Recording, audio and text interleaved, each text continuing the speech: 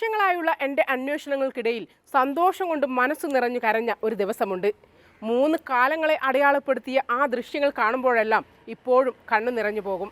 Perinatal സൈക്കോസിസ് 100% ചികിത്സിച്ചു മാറ്റാമോ എന്ന് സംശയവും മുൻവിധിയും social സ്റ്റിഗ്മയും ഉള്ളവരുടെ എണ്ണം കൂടിക്കൂടി വരികയാണ്. അവരെ ബോധ്യപ്പെടുത്താൻ ഇതിലും മികച്ച ഒരു ഉദാഹരണം പങ്കുവെക്കാനില്ല. ആ കെട്ട കാലത്തെയും നല്ല കാലത്തെയും ദൃശ്യങ്ങൾ അവരുടെ അനുവാദത്തോടെ ന്യൂസ് മലയാളത്തിലൂടെ പങ്കുവെക്കുന്നു. 2023 ഡിസംബർ 10 ലോക മനുഷ്യാവകാശ ദിനം.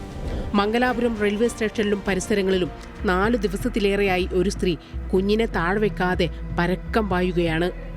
പക്ഷേ ആരോടും ഒന്നും യാചിക്കുന്നില്ല, ഭക്ഷണം കഴിക്കുന്നില്ല. എപ്പോഴും ഒക്കത്തിരിക്കുന്ന കുഞ്ഞിനാകട്ടെ വിശപ്പടക്കാൻ ഇലകളാണ് ഈ സ്ത്രീ പറിച്ചു കൊടുക്കുന്നത്.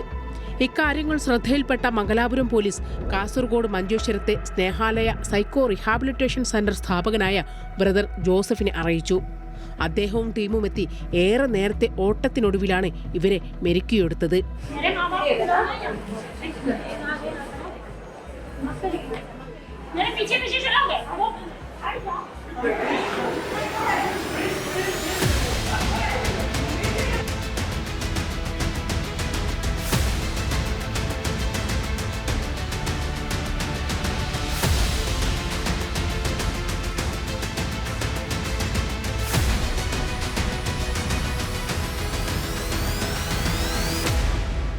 ഇത് ഉത്തർപ്രദേശ് സംസ്ഥാനത്തെ കാൺപൂർ സ്വദേശിയായ സുനിതയും 1.25 വയസ്സുള്ള മകൻ സൂരജുമാണ്. 34 വയസ്സാണ് പ്രായം. മംഗലാപുരത്തു നിന്നും സുനിതയെ പിടികൂടുമ്പോൾ കടുത്ത ഭ്രാന്തും ഒഷിഞ്ഞ നൈറ്റിയും മാത്രമാണ് ഉണ്ടായിരുന്നത്. ഫാദർ മുള്ളർ ഹോസ്പിറ്റലിലെ സൈക്യാട്രിസ്റ്റുകളുടെ സഹായത്തോടെ അസുഖം കണ്ടെത്തി. പോസ്റ്റ്മോർട്ടം സൈക്കോസിസിന്റെ ചികിത്സ ആരംഭിച്ചു. ചികിത്സ തുടങ്ങി കൃത്യം 3 ആഴ്ച കഴിഞ്ഞപ്പോൾ സുനിത നോർമലായി. സ്നേഹാലയത്തിൽ കൊണ്ടുവന്ന് നമ്മൾ ട്രീറ്റ്മെൻറ്റ് സ്റ്റാർട്ട് ചെയ്തു. ട്രീറ്റ്മെൻറ്റ് നമ്മളിങ്ങനെ കിട്ടുന്ന കേസസ് എല്ലാം സ്കിസോഫ്രീനിയ ആണ് ഡയഗ്നോസിസ് വരുന്നത്. പിന്നെ ഇവരുടെ ഹിസ്റ്ററി കുറച്ച് എടുത്ത് നോക്കിയപ്പം നമുക്ക് മനസ്സിലായത് ഈ പോസ്റ്റ്മോർട്ടം ഡിപ്രഷൻ എൻ്റെ സൈക്കോസിസിൽ പെട്ട കാറ്റഗറിയാണെന്ന് മനസ്സിലായി. അങ്ങനെ നമ്മൾ ട്രീറ്റ്മെൻറ്റ് സ്റ്റാർട്ട് ചെയ്ത് ആദ്യം 2 വീക്സ് തന്നെ ആദ്യം കുട്ടീനെ വലിയ കാര്യമായിട്ട് നോക്കുന്നുണ്ടായിരുന്നില്ല അമ്മ. അപ്പം കുട്ടിയെ ഞങ്ങൾ ഇവിടെ നമ്മുടെ സ്റ്റാഫെല്ലാം ഒത്തിരിയേറെ നോക്കി. അങ്ങനെ ഏകദേശം ഒരു 3 ആഴ്ച കഴിഞ്ഞപ്പോൾ തന്നെ അമ്മയിൽ മാറ്റങ്ങൾ വന്നു തുടങ്ങി.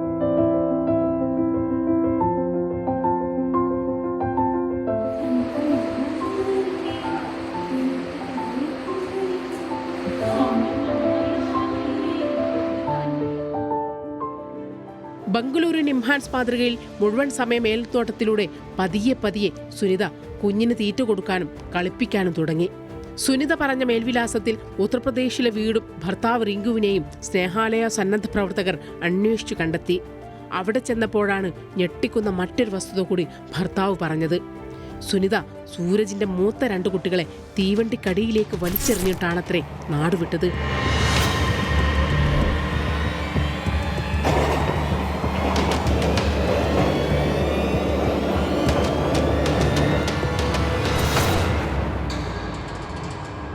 സുനിതയും ചെറിയ മകനും അത്തരത്തിൽ എവിടെയെങ്കിലും കൊല്ലപ്പെട്ടിട്ടുണ്ടാകും എന്ന നിഗമനത്തിൽ നാട് മുഴുവൻ അന്വേഷിച്ച് നടക്കുന്നതിനിടയിലാണ് ഈ സന്തോഷ വാർത്ത തേടിച്ചെന്നത്.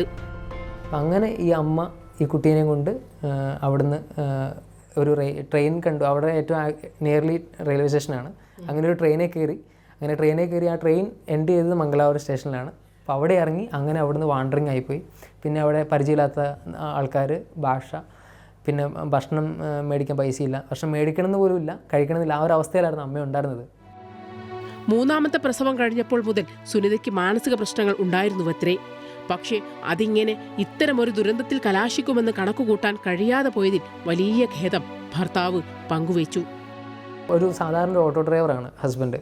എങ്കിൽ പോലും കുട്ടീനെയും അമ്മേനെയും കുഴപ്പമൊന്നുമില്ലല്ലോ, ഇനി ഞങ്ങൾ മരുന്ന് കൊടുത്തോളാം, ഞങ്ങൾ എഡ്യൂക്കേഷനും കാര്യങ്ങളൊക്കെ ആ ഫാമിലിക്ക് കൊടുത്തപ്പോൾ ഇതിങ്ങനെയൊക്കെ ആയിരുന്നല്ലേ, ഞങ്ങളിനി മരുന്ന് കൊടുത്തോളാം, എന്തായാലും ഹോസ്പിറ്റലിൽ കൊണ്ടുപോകും, മരുന്ന് കണ്ടിന്യൂ ചെയ്യും എന്നുള്ളൊരു പോസിറ്റീവ് റെസ്പോൺസാണ് ആ ഫാമിലിയുടെ ഭാഗത്ത് ഞങ്ങൾക്ക് കിട്ടിയത്. 2023 ഡിസംബർ 11 സുനിതയെയും കുഞ്ഞിനെയും കേരളത്തിന്റെ വടക്കേ അറ്റമായ മഞ്ചേശ്വരത്ത് താമസിപ്പിച്ച് ചികിത്സ ആരംഭിച്ചത്. 3 മാസം കഴിഞ്ഞപ്പോൾ അസുഖം പൂർണ്ണമായും മാറി. 2024 മാർച്ച് 14 ഇരുവരെയും കാൺപൂരിലെ വീട്ടിലെത്തിച്ചപ്പോൾ റിങ്കു 2 കൈയും നീട്ടി സ്വീകരിച്ചു. പെരിനാറ്റൽ സൈക്കോസിസിന്റെ ഭാഗമായി കുഞ്ഞുങ്ങളെ കൊന്നവരെയെല്ലാം നിർദ്ദയം ഉപേക്ഷിക്കുന്ന പാരമ്പര്യമുള്ളവരുടെ നാട്ടിൽ നിന്നും ചെന്നവർക്ക് ആ സംഗമം പുതിയൊരു അനുഭവമായിരുന്നു. ഭർത്താവിനെ ഏൽപ്പിച്ചാലും ഉത്തരവാദിത്തം ഒഴിയുന്നില്ല.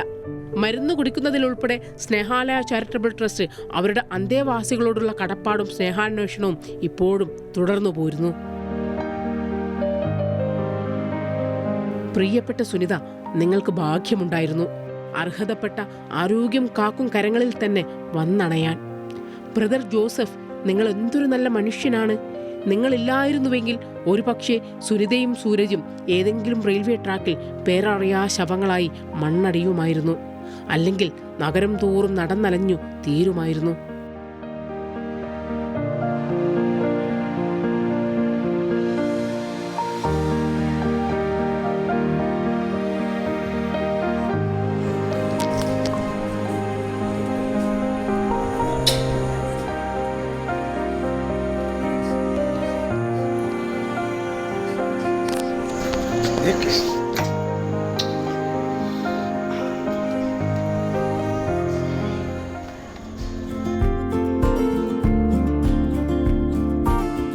Suraj, bye bye.